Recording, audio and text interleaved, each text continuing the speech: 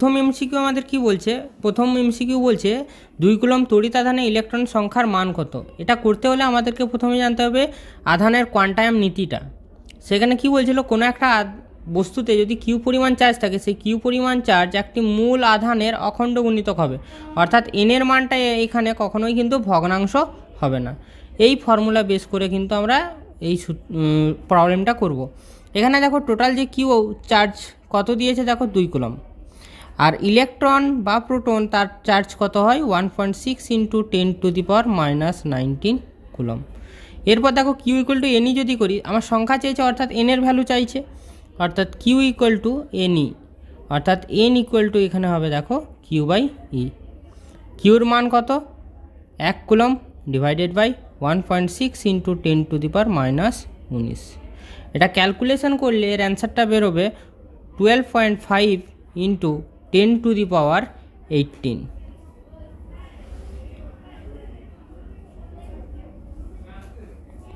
Next problem যা যাক। Next problem কি বলছে দেখো, বলছে যে দুটি আহিত করার এখানে ভুল আছে, দুটি আধান হতো, দুটি আধানের মধ্যে দূরত্ব ডি হলে এদের মধ্যে ক্রিয়াশীল বল কত বলে দিয়েছে দেখো 9। দূরত্ব বাড়িয়ে করে যদি আমি 3D করি তখন তাদের মধ্যে ক্রিয়াশীল বিকর্ষণ বলটা কত হবে সেটা চাইছে। এটা ভুল আছে, একটু কারেকশন করে নেবে। তো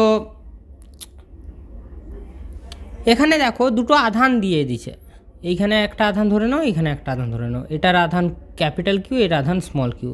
মধ্যবর্তী দূরত্ব যখন আমার ডি বলছে তখন এর মধ্যে ক্রিয়াশীল বল কত বলছে 9 নিউটন। সেকেন্ড পার্টে কি হচ্ছে, দূরত্ব এখন 3 গুণ করে নিচ্ছে, আধানের কিন্তু কোনো চেঞ্জ করেনি, দূরত্ব 3 গুণ করে নিল, তখন আমার কত বল চাইছে সেটা বের করতে হবে। দেখো এখানে দূরত্ব, আধান এবং বল রিলেটেড, অর্থাৎ এটা কুলম্বের সূত্র থেকে কিন্তু প্রবলেমটা দিয়েছে।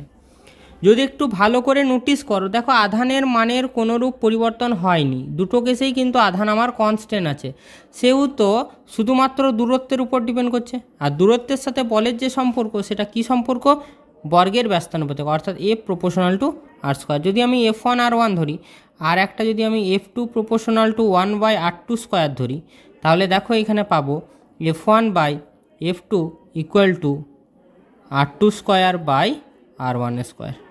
এরপর ডেটাগুলো একটু দেখে নাও। প্রথমে দেখো r1 যদি আমি ধরি, r1 কত হয়ে যাবে d, r2টা কত হয়ে যাবে দেখো 3d। F1 এর ভ্যালু দিয়ে দিচ্ছে কত দেখো 9 নিউটন। আমার F2 জানা নেই, তাহলে F2টা আমাকে কী করতে হবে, বের করতে হবে। তাহলে F2 সমান এখানে আসবে দেখো F1 × r1/r2 এর হোল স্কোয়ার। মান বসিয়ে দাও 9 × d/3d এর হোল স্কোয়ার। এর অ্যান্সার আসবে দেখো 9 × d²/9 d²। d² 9 9 কেটে গেল, অ্যান্সার এলো 1 নিউটন। তাহলে option A correct answer. Next problem কি বলছে দেখো, এখানে বলছে কিউ পরিমাণের দুটি সমাধান আছে, একটা সংযোজক সরলরেখা বরাবর এদেরকে প্রতিস্থাপন করা হয়েছে। এবার মধ্যবিন্দুতে একটা দেখো কিউ আধান রেখে দিয়েছি, বলছে সংস্থাটি সাম্যাবস্থায় থাকবে কখন, কিউর মানটার উপর ডিপেন্ড করবে, কিউর মান কত হলে টোটাল সংস্থাটি কী হবে, সাম্যাবস্থায় থাকবে। তো সাম্যাবস্থায় থাকার জন্য আগে ছবিটা এঁকে করে আগে বুঝে নিই একটু। এখানে দেখো ক্যাপিটাল কিউ, এখানেও ক্যাপিটাল কিউ আছে, মিডিল পোর্শনে কোনো একটা জায়গায় এখানে ধরে নাও স্মল কিউ প্লেসড আছে। টোটাল দূরত্ব আমি ধরে নিলাম 2d, তাহলে এইখান থেকে এই দূরত্বও d, এইখান থেকে এর দূরত্বেও d হবে। দেখো প্রথমে এর উপর আগে ক্রিয়াশীল বলটা বের করে নাও, স্মল কিউর ওপর, এইখানের জন্য বল আর এই আধানের জন্য বল। দেখো যদি আমি ধরি F সমান হবে k × q3/x²। দেখো এই বলটা এই পাশ থেকেও কাজ করবে, আবার এই পাশ থেকেও কাজ করবে। যেহেতু আমরা বলতে পারছি না স্মল কিউটা কি চার্জ, তো আকর্ষণ না বিকর্ষণ সেটা এখন আমরা কিছু জাজমেন্ট দিচ্ছি না। তো নেক্সট দেখো এই টোটাল সিস্টেমটা যদি সাম্যাবস্থায় থাকতে হয়, তাহলে এর উপর নিট যে ফোর্স আসবে, সেই নিট ফোর্সের মান কত হতে হবে, 0 হতে হবে। তো নিট ফোর্স কীভাবে 0 আসে দেখা যাক। তো দেখো যদি আমি এই আধানের রেসপেক্টে এখানের জন্য আমি বল বের করি, যদি সেটা F1 ধরি, তাহলে F1 সমান কত আসবে দেখো, Q into Q by R square, আর মানে এখানে দেখো 2D তার হোল স্কোয়ার আসবে ইন্টু কে, তাহলে এটা আসবে দেখো K into Q square by 4D square. F2টা বের করি এইখান থেকে এর জন্য বা এখান থেকে এর জন্য, এটার জন্য যদি বের করি এটা দেখো K into Q Q by just D square আসবে। তাহলে এটা এখন কি বললাম, নিট ফোর্স টোটাল কত হতে হবে, 0, অর্থাৎ F1 plus F2 equal to 0। F1 এর ভ্যালু দেখো কত, K into Q Q by D square, sorry ভুল হয়ে গেল একটু, capital Q square by 4D square plus K into capital Q small Q by D square equal to 0। এখানটা calculation করলে small কিউর মানটা দেখবে ক্যাপিটাল কিউ বাই 4 নেগেটিভ আসবে, অর্থাৎ অপশন ডিটা সঠিক অ্যান্সার।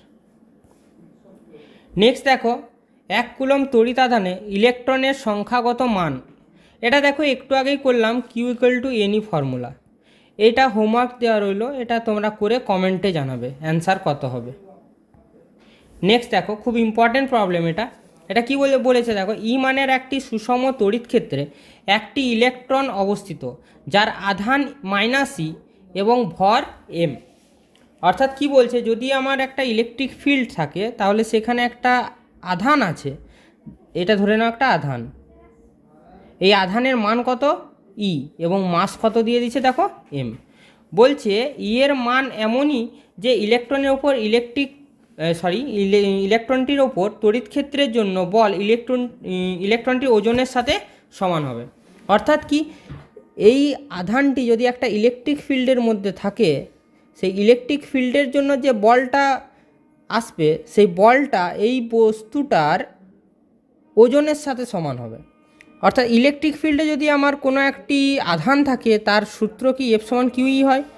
এখানে দেখো এফ সমান কিউর মান দিয়ে দিচ্ছে ই, তাহলে ই ইন্টু ক্যাপিটাল ই।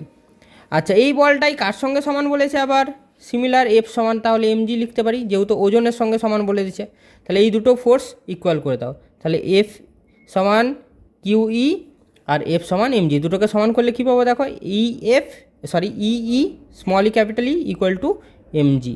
আমাকে বের করতে হবে কি দেখো, ক্যাপিটাল ই এর মান, তাহলে ক্যাপিটাল ই সমান আসবে MG by small E. Clear? অর্থাৎ অপশন এ সঠিক অ্যান্সার। Thank you.